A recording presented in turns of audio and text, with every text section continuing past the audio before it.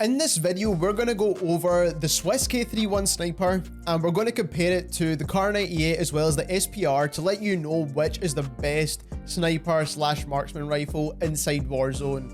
If you enjoy weapon comparisons, weapon stat breakdowns, and overall just tips and tricks for Warzone, don't forget to subscribe to the channel as we're trying to reach our goal of 10,000 subscribers, and the support on the last two videos has been amazing so far. Make sure you click that link in the description and subscribe to our second channel as well. We do make shorts on that channel based around any new Season 3 content. So like I said, this video is going to break down the stats for the SWISS K31 as well as the KAR98 and the SPR, comparing all three of these guns to let you know which is the best kind of fast sniper rifle in Warzone. So let's go over the class setups that we use to compare all three of these guns, and then we'll get into the stats. So for the SWISS K31, you want to use the GRU suppressor for the sound suppression, recoil control, bullet velocity, and damage range. The combat recon barrel, everyone knows this is the best barrel for the SWISS sniper, or any Cold War sniper for that matter. Then we used the ammunition at the 7-round mags. The rear grip, we used the Serpent Wrap because this gives you the fastest possible ADS time, and it only hurts your sprint to fire, which doesn't really matter too much with sniper rifles. And then you could keep the standard optic on this gun, but we did use the axial arms 3 times to do all of this testing, and that is just to make sure we can get the fastest ADS possible. And I do think the axial arms looks a little bit better than the Royal and Cross 4 times, so this is the one that we actually tested. Now moving on to the KAR98. The KAR98 class that we used to compare this was the mono suppressor, the 27.6-inch barrel, the tac laser, the sniper scope because it gives you a faster ADS time, and you no longer get that benefit of no sniper glint with the variable zoom. So we definitely use the sniper scope now, and then we use the precision comb because this is my favorite attachment. Now for the SPR, I know a lot of people build this in different ways, but the way we tested for this video was just to make sure we get the best bullet velocity out of the SPR. I know there's ways of not using a suppressor and getting a faster ADS time, but like I said, I wanted to make sure this testing was fair. So we used the mono suppressor, the 26-inch barrel. We then used the Norma mags because this also increases your bullet velocity as well. Then we used the tac laser for a faster ADS time, and then lastly we used the Solo Zero optic, and again we don't want to use the variable zoom anymore because it still gives you sniper glint. But now what we're going to do is we're going to talk about the overall handling stats for all three of these guns. So on screen just now, you will see the stats for the SWISS, the KAR98, and the SPR. The SWISS is on the very left, the KAR98 down the middle, and the SPR on the right. And we can see that the SWISS actually has a lower rate of fire than the KAR98 and the SPR. So it actually fires slower than both of those two guns, which is not a good thing. Then the ADS speed is even longer than the KAR98. So it's a 467 millisecond ADS speed with all the attachments stacked on it. The KAR98 is 397 milliseconds, and the SPR is the slowest at 510 milliseconds. Then for the magazine size, we've got a magazine size of 7 for the SWISS, a magazine size of 5 for the KAR98, and a magazine size of 5 for the SPR. And then lastly, the SWISS does reload just as quick as the SPR, and the KAR98 reloads the slowest because it reloads every single bullet at a time. So the SWISS is kind of like a weird weapon. It kind of sits in between the KAR98 and the SPR, but I think its most direct competitor is that KAR98, and the KAR98 just does everything a little bit better than the SWISS can in terms of rate of fire and ADS times, and I think that's the two most important things when it comes to the KAR98, and that kind of contributes to its overall kind of movement and speed of the weapon. The next thing I want to show you, and it's something I've not really shown in any other sniper rifle video, is the bullet drop. And the way we tested bullet drop here, you'll see it on screen, is that we stood 700 meters away from the ATC tower.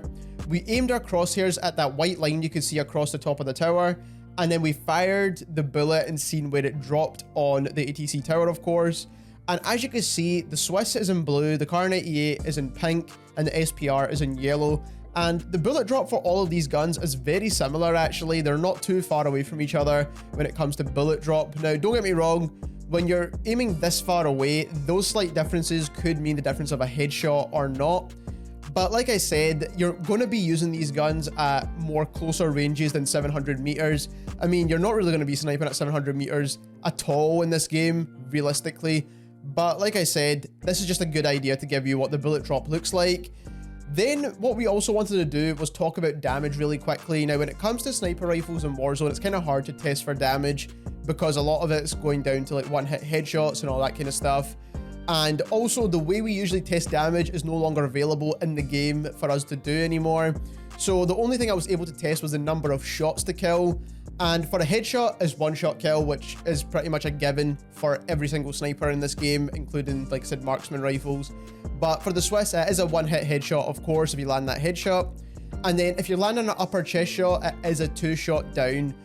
So you do need to land two shots, one to break armor and the other one to kind of take away the rest of the health. So it is a two-shot kill. We didn't really test for like limb damage or anything like that because, like I said, we couldn't get exact damage values.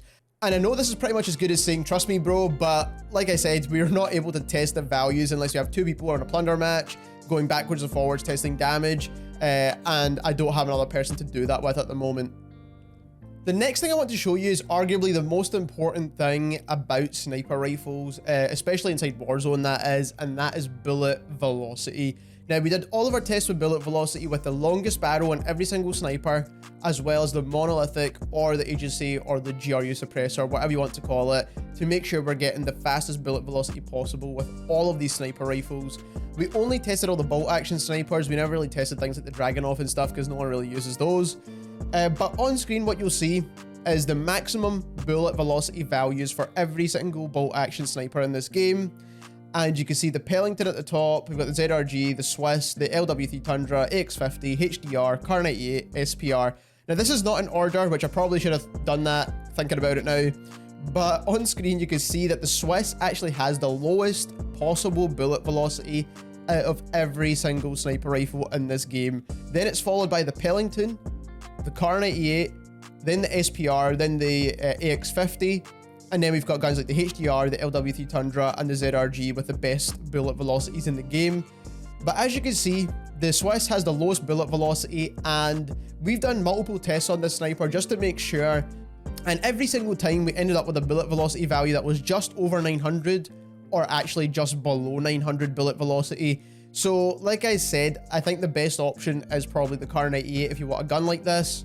So overall, things are not really looking good for that Swiss sniper rifle. It doesn't really stand out above the rest, and there's no real reason to choose it over the KAR98.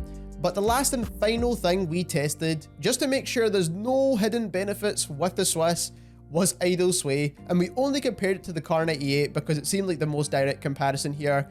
So on screen just now, you will see that comparison for about 10 seconds. You'll see the idle sway from the Swiss comparing it to the KAR98. And what you'll see is that the KAR98 with that precision comb definitely has the best idle sway as well. Now, the idle sway on Cold War snipers has improved significantly with this recent update, especially compared to what it was before. So you can definitely hit your shots much better with any Cold War sniper now. So what do we take away from this video now? The Swiss, even though it felt good initially, is not a good sniper rifle. The KAR98 pretty much beats it in every single area. And then if you're looking for a gun that has slightly better bullet velocity than the KAR98 and still has that snappy aim down sight time, then the SPR is a great option as well. But there's no need to even use this sniper in the game. I mean, there was no need for them to add this sniper into the game. If you enjoyed this video and you enjoy watching videos like this, and if you've learned something new, don't forget to subscribe to the channel as we're trying to reach our goal of 10,000 subscribers, and we want to achieve that goal very soon. And also click that link in the description down below and subscribe to our second channel where we do make shorts and extra content. Thank you very much for watching.